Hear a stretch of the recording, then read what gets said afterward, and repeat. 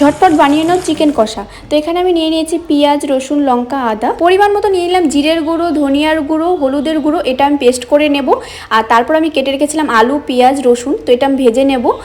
ফার্স্টে আমি আলুগুলো দিয়ে নিচ্ছিলাম, আলুটা ভালো করে ভেজে নিতে হবে লবণ হলুদ দিয়ে।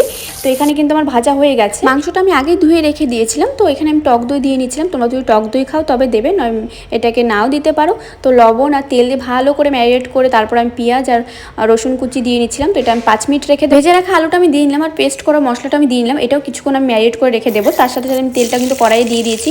তারপর পেঁয়াজ রসুনটা ভেজে নিচ্ছি ভালো করে, আর সেই ম্যারিনেট করা মাংসটা আমি দিয়ে নিলাম আর ভালো করে একটু নাড়াচাড়া দিয়ে আমি এখন 5 মিনিটের মতো আবার ঢেকে দেবো। এখানে কিন্তু আমার মাংস কষানো হয়ে গেছে, তো আমি গরম মশলার গুঁড়ো একটু দিয়ে নেবো। তো আমার সেরকম একটা খেতে ভালো লাগে না, তাই আমি অল্প পরিমাণ দিলাম, তোমরা বেশিও দিতে পারো। এখানে আমি একটু পরিমাণ মতো জল দিয়ে নিয়েছি, কারণ এটা কষা কষা আমি রাখবো। তোমরা যদি এইভাবে মাংসটা ট্রাই করো দেখবে খুব তাড়াতাড়ি হয়ে যায় আর খুব টেস্টি হয়েছিল। তোমরা কিন্তু একবার বানিয়ে দেখো।